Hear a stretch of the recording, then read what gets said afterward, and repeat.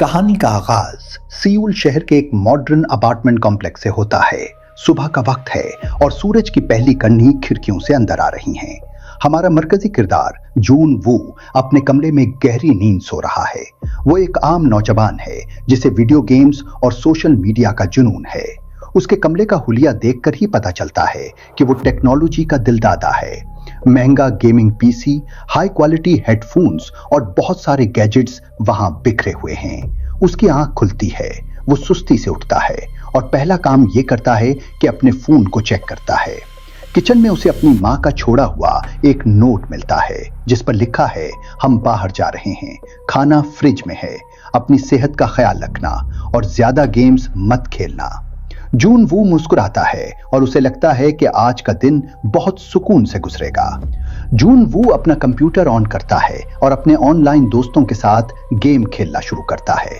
वो हेडफोन लगाकर गेम की दुनिया में मगन है कि अचानक उसके साथी प्लेयर्स माइक पर चलाने लगते हैं, अरे देखो, न्यूज़ देखो, ये क्या हो रहा है। जून वू को लगता है कि शायद वो मजाक कर रहे हैं, लेकिन उनकी आवाजों में मौजूद खौफ उसे परेशान कर देता है। वो गेम छोड़कर बिल्कुनी की तरफ जाता है। बाहर का मंजर देखकर उसका दिल डूबने लगता है। दूर उफक पर धुआं उठ रहा है और सड़कों पर लोग भाग रहे हैं। अचानक पूरे अपार्टमेंट कॉम्प्लेक्स में हंगामा मच जाता है। वो बिल्कुनी से नीचे देखता है, एक औरत सड़क पर भाग रही है और उसके पीछे एक आदमी वैश्यों की तरह दौड़ रहा है। वो आदमी उस औरत को पकड़ता है और सेकंडों में उसकी गुर्दान पर दांत काट देता है। खून के फवारे उबलते हैं और जून वू ये देखकर पीछे हट जाता है। उसे यकीन नहीं आ रहा कि वो क्या देख रहा है। जून वू फौरन टीवी ऑन करता है। हर चैनल पर ब्रेकिंग न्यूज चल रही है। न्यूज एंकर कांपती आवाज में बता रहा है कि शहर में एक नामालूम वायरस फैल गया है जिसकी वजह से लोग एक दूसरे को मार रहे हैं। वायरस की अलामात बताई जा रही हैं, आंखों का सुर्ख होना, शदीद गुस्सा और गोश्त खाने की तलब। इसी दौरान जून वू के फोन पर इमरजेंसी अलर्ट का मैसेज आता है। बाहर कॉरिडोर से चीखने और भागने की आवाजें आ रही हैं। अचानक उसके घर के दरवाजे पर जोर जोर से दस्तक होती है। जून वू डरते हुए दरवाजे के सुराख से देखता है। बाहर उसका पड़ोसी खड़ा है जो बहुत परेशान लग रहा है। वो मिन्नतें करता है, जून वू, मुझे अंदर आने दो प्लीज, मैं ठीक हूं, मुझे कुछ नहीं हुआ। जून वू इंसानियत के नाते दरवाजा थोड़ा सा खोलता है। पड़ोसी अंदर दाखिल होते ही फर्श पर गिर जाता है। उसे शदीद खांसी आ रही है और उसका जिस्म कांप रहा है। जून वू उसे पानी देने लगता है, लेकिन अचानक उस पड़ोसी की आंखें खून की तरह सुर्ख हो जाती हैं। वो ज़ॉम्बी बन चुका है। वो जून वू पर हमला करता है, लेकिन जून वू किचन का चाकू निकालकर उसे डराता है और बड़ी जद्दोजहद के बाद उसे घर से बाहर निकालकर दरवाजा लॉक कर देता है। अब वो अपने ही घर में कैदी बन चुका है। पहला दिन गुजर जाता है। जून वू अपनी फैमिली को कॉल करने की कोशिश करता है, लेकिन नेटवर्क जाम हो चुका है। वो सोशल मीडिया पर हैशटैग अलाइव के साथ अपनी लोकेशन डालता है ताकि कोई उसे बचाने आए। रात के वक्त उसे अपनी माँ की वॉइसमेल मिलती है जिसमें वो चला रही है और पस मंजर में ज़ॉम्बियों की चीखें हैं। ये सुनकर जून वू टूट जाता है और ज़ारो कतार रोने लगता है। अगले चंद दिन इंतहाई कठिन हैं। बिजली चली गई है, नलके में पानी आना बंद हो गया है और फ्रिज में मौजूद खाना खत्म हो रहा है। वो एक एक दाना गिन कर खाता है। भूख और प्यास उसे दीवाना बना रही हैं। वो बैल्कोनी से देखता है कि एक पुलिस वाली ज़ॉम्बियों के घेरे में आ गई है और वो बेबसी से उसे मरते हुए देखता है क्योंकि वो कुछ नहीं कर सकता। ये बेबसी उसे ज़हनी तौर पर मफलूज कर रही है। जून वू को अपार्टमेंट में ममसहसूर हुए अब 7 दिन से ज्यादा गुजर चुके हैं। घर की हालत अब वैसी नहीं रही जैसे फिल्म के आगाज में थी। हर तरफ अफला तफरी है, सामान बिखरा हुआ है और खिड़कियों पर पर्दे गिरे हुए हैं ताकि बाहर घूमने वाले ज़ॉम्बी उसे देख न सकें। जून वू की जिस्मानी हालत तेजी से गिर रही है। उसकी आंखें अंदर धंस चुकी हैं और उसके होंठ प्यास से फट रहे हैं। वो अपने घर का कोना कोना छान मारता है कि शायद कहीं पानी की एक आध बोतल मिल जाए, लेकिन उसे सिर्फ खाली डब्बे मिलते हैं। भूख उसे इस हद तक मजबूर कर देती है कि वो अपने वालिद की महंगी शराब की बोतल निकालता है और खाली पेट उसे पीने लगता है। नशे की हालत में वो कभी हंसता है और कभी अपनी फैमिली की तस्वीरें देखकर जोर जोर से रोने लगता है। उसे अब लगने लगा है कि शायद पूरी दुनिया खत्म हो चुकी है और वो इस जमीन पर बचने वाला आखिरी इंसान है। उसी दौरान एक ऐसा वाकया पेश आता है जो जून वू को ये समझने पर मजबूर कर देता है कि ये ज़ॉम्बी सिर्फ बेअक्ल जानवर नहीं है। बाहर कॉरिडोर में एक ज़ॉम्बी जो मरने से पहले शायद इस बिल्डिंग का फायर फाइटर था, बार बार दरवाजे के हैंडल को घुमाने की कोशिश करता है। जून वो खामोशी से दरवाजे के सुराख से ये देख रहा है। अचानक वो ज़ॉम्बी दरवाजे पर लगी डिजिटल लॉक की स्क्रीन को दबाने लगता है। जून वो का सांस रुक जाता है। उसे एहसास होता है कि ये ज़ॉम्बी अपनी पिछली जिंदगी की याददाश्तों का थोड़ा बहुत इस्तेमाल कर सकते हैं। 10वें दिन तक जून वू की हिम्मत मुकम्मल तौर पर जवाब दे जाती है। खाना खत्म हो चुका है, पानी की एक बूंद नहीं बची और तन्हाई उसके दिमाग को चाट रही है। वो एक वीडियो रिकॉर्ड करता है जो उसकी आखिरी वसीयत की तरह है, जिसमें वो कहता है कि मैंने बहुत कोशिश की लेकिन अब मुझ में हिम्मत नहीं रही। वो छत के पंखे से रस्सी का फंदा लटकाता है। वो एक स्टूल पर खड़ा होता है और फंदा अपने गले में डाल लेता है। उसकी आंखों से आंसू बह रहे हैं। वो आखिरी बार अपने घर को देखता है और स्टूल को लात मार देता है। चंद सेकंड के लिए वो हवा में लटक जाता है और उसका दम घुटने लगता है। मौत उसके बहुत करीब है, लेकिन ऐन उसी वक्त उसकी बैल्कनी के पार सामने वाली बिल्डिंग से एक तेज रोशनी उसके चेहरे पर पड़ती है। वो लेजर लाइट उसकी आंखों में चपती है और उसका ध्यान बढ़ जाता है। जिंदगी की रमक उसे दोबारा जद्दोजहद पर मजबूर करती है। वो तड़प कर रस्सी से खुद को आजाद करता है और जमीन पर गिरकर हाँफने लगता है। वो लड़खड़ाता हुआ बैल्कनी की तरफ जाता है। सामने वाली बिल्डिंग में देखता है, वहां उसे एक लड़की नजर आती है, कम यूबिन। वो अपने अपार्टमेंट की बैल्कनी में खड़ी है और उसके हाथ में एक लेजर पॉइंटर है। जून वू को यकीन नहीं आता कि कोई और भी जिंदा है।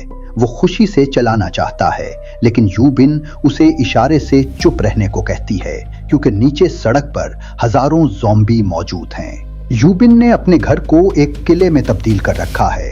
उसके पास खाने का जखीरा है। उसने बैल्कनी के गिर्द जाल बिछा रखा है और वो बहुत मुनज्जम तरीके से रह रही है। जून वू के लिए ये सिर्फ एक लड़की नहीं थी, बल्कि ये जिंदगी की उम्मीद थी। वो दोनों इशारों की जबान में बात करना शुरू करते हैं। अब असल मसला ये था कि यूबिन जून वू तक खाना कैसे पहुंचाए। यूबिन एक रस्सी के जरिए खाना भेजने की कोशिश करती है, लेकिन फासला ज्यादा है। तब जून वू को अपने ड्रोन का ख्याल आता है। वो अपना रिमोट कंट्रोल ड्रोन निकालता है और उसके साथ एक पतली रस्सी बांधकर उसे यूबिन की बैल्कनी तक उड़ाता है। ये सीन बहुत ही सनसनीखेज है, क्योंकि ड्रोन की आवाज नीचे मौजूद ज़ॉम्बियों को अपनी तरफ मुतवज्जे कर सकती है। जून वू बहुत महारत से ड्रोन को यूबिन तक पहुंचाता है। यूबिन उसके साथ खाने का एक बैग जिसमें नूडल्स और पानी है बांध देती है। वो बैग खोलता है और पानी की पहली बूंद जब उसके हलक से नीचे उतरती है तो उसे लगता है जैसे उसे नई जिंदगी मिल गई हो। अगले 2 दिन जून वो और यूबिन के दरमियान एक खूबसूरत ताल्लुक पैदा होता है। वो दोनों घंटों एक दूसरे को दूरबीन से देखते रहते हैं। जून वो उसे अपने ड्रोन के जरिए फोन भेजता है। वो एक दूसरे के साथ मजाक करते हैं और अपनी पसंदीदा चीजों के बारे में बताते हैं। एक मंजर में वो दोनों मिलकर एक ही वक्त में नूडल्स खाते हैं। हालांकि वो अलग अलग इमारतों में हैं, लेकिन उन्हें महसूस होता है कि वो साथ बैठे हैं। ये फिल्म का सबसे पुरसुकून हिस्सा है, जो नाजरीन को ये बताता है कि इंसान को जिंदा रहने के लिए सिर्फ खाने की नहीं, बल्कि किसी के साथ की भी जरूरत होती है। सुकून का ये वक्फा ज्यादा देर नहीं रहता। यूबिन की बिल्डिंग के नीचे एक सा ज़ॉम्बी पहुंच जाता है। वो ज़ॉम्बी यूबिन की बैल्कोनी तक लटकी हुई रस्सियों को देख लेता है और उन पर चढ़ना शुरू कर देता है। यूबिन घबरा जाती है। वो अपने दिफा के लिए तैयार होती है, लेकिन ज़ॉम्बी की रफ्तार बहुत तेज है। जून वो ये सब अपनी बैल्कोनी से देख रहा है और वो बेचैन हो जाता है। वो चीखना चाहता है, लेकिन उसे पता है कि उससे मजीद ज़ॉम्बी आ जाएंगे। वो अपना ड्रोन दोबारा उड़ाता है और उसे ज़ॉम्बी के चेहरे के बिल्कुल करीब ले जाकर उसे परेशान करने की कोशिश करता है। ड्रोन के पंखे ज़ॉम्बी की आंखों को जख्मी कर देते हैं, जिससे उसका तवाजुन बिगड़ता है और वो कई मंजिलों की बुलंदी से नीचे गिरकर ढेर हो जाता है। यू बिन बैल्कोनी से जून वो को थैंक यू का इशारा करती है, लेकिन दोनों जानते हैं कि अब ये जगह मजीद महफूज नहीं रही। अब उनके पास दो ही रास्ते थे, या तो वहीं बैठे बैठे किसी के आने का इंतजार करें, जो कि नामुमकिन लग रहा था, या फिर अपनी अपनी बिल्डिंग से निकलकर एक ऐसी जगह मिलें जहां से वो फरार हो सकें। जून वो दूरबीन से चेक करता है कि उसकी बिल्डिंग की 8वीं मंजिल मुकम्मल तौर पर खाली लग रही है और वहां का मेन दरवाजा भी बंद है। वो यू बिन को बताता है कि वो 8वीं मंजिल पर मिलेंगे। ये एक खुदकुश मिशन है, क्योंकि उन्हें अपनी महफूज दीवारों से बाहर निकलकर इन राहदारियों में जाना होगा जहां सैकड़ों ज़ॉम्बी घूम रहे हैं।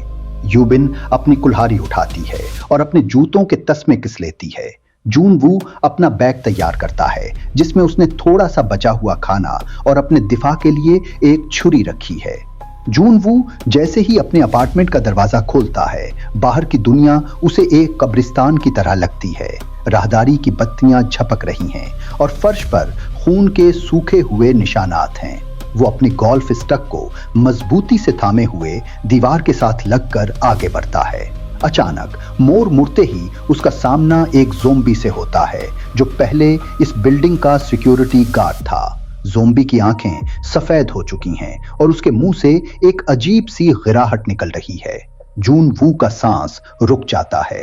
ज़ॉम्बी उसे देखते ही एक वहशियाना चीख मारता है और उसकी तरफ लपकता है।